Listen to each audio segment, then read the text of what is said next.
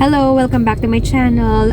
Today papunta tayo sa Cardinal Santos Medical Center. Last time na nakausap ko ang aking medical oncologist ay proceed na nga daw kami sa radiation.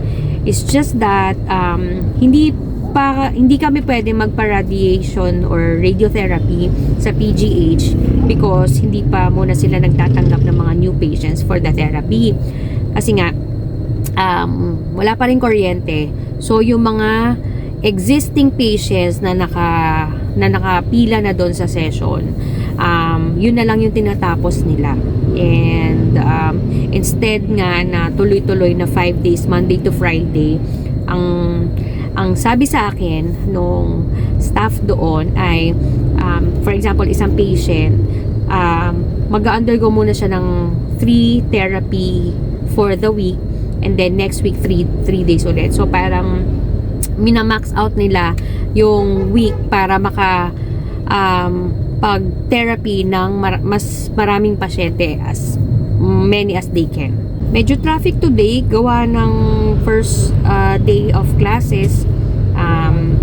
Kaya naman inagahan natin sa Cardinal Santos. And kung bakit sa Cardinal Santos pala ako, it's because doon ako ni-refer ng aking oncologist.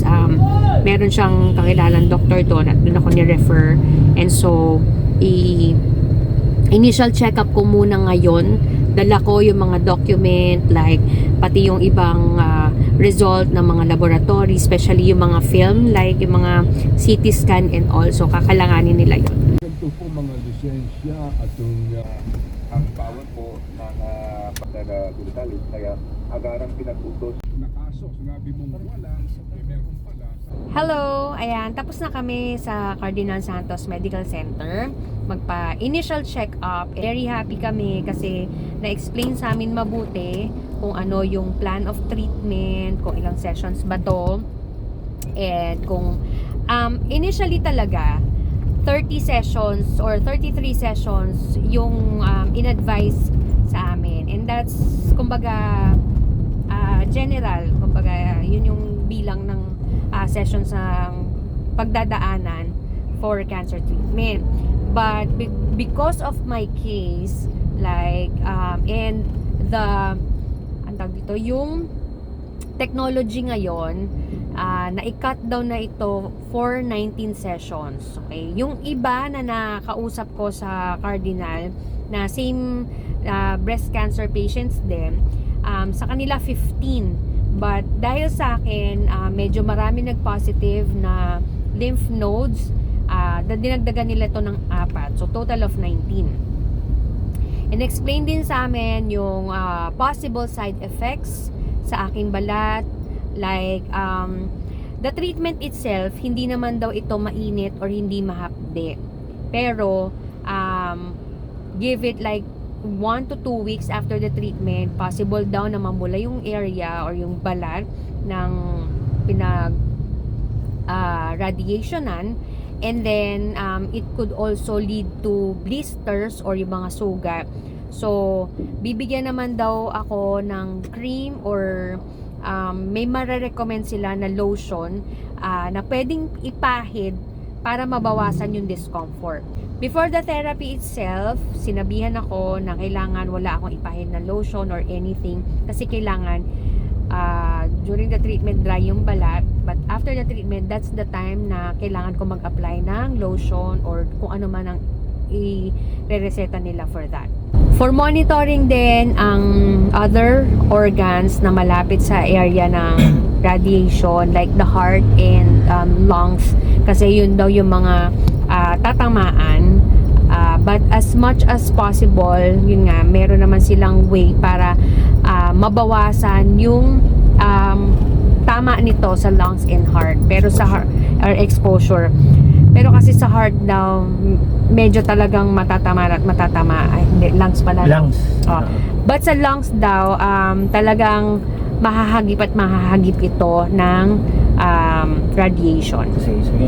Kasi yung sa anatomy nga daw ng katawan natin and doon sa parang design ng radiation, talagang natatamaan siya. Plus kasi yung sinabi sa akin na area is aabot dito sa aking collarbone ba to? Dito. Tapos sa armpit hanggang dito sa may yung ilalim ng breast na mastectomy. Shout out din po pala sa aking mga co-warriors ko na na-meet ko sa Cardinal Santos, and sila din ay naggaling sa PGH, nagpa chemotherapy and targeted therapy din sila sa PGH, and ni-refer din sila sa Cardinal Santos for their radiation or radiotherapy. So, hello po sa inyo, and kita-kits po tayo ulit.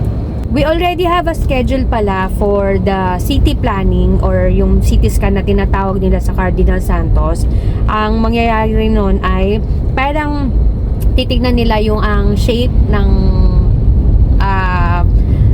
katawan ko, at doon nila i-base yung kung saan yung mga pwede or okay na matamaan ng radiation.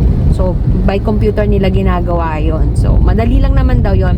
And then after that, naka-schedule na rin for the radiotherapy.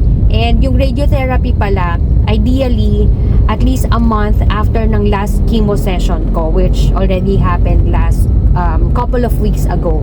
We're also happy kasi dito kami sa Cardinal Santos na refer ng aming doctor for the radiotherapy, kasi sobrang ganda ng hospital nila, ang linis, ang aliwalas, ang lamig, and maayos yung facilities. And we'd also like to commend yung mga tao sa Cardinal Santos, from the doctors to the staff to the security, and lahat-lahat ng bumubuo ng Cardinal Santos, kasi nakita namin how professional they are, very accommodating sila, and very friendly din sila sa lahat halos ng pasyente. Yun, nakakatuwa kasi magiliw talaga sila sa pag-i-explain, and that is something na na-appreciate talaga ng mga pasyente, kasi syempre 'di ba, medyo matagal ang pag-aantay-antay sa mga hospital, pero kung ganun naman ang serbisyo na mabibigay nila sa mga pasyente,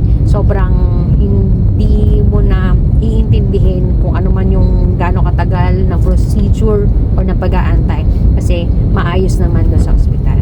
So, yun lang naman. If you find this video helpful, please give this a thumbs up. At kung di ka pa subscriber ng channel to, please subscribe now and click that notification bell para mano-notify ka sa mga next videos.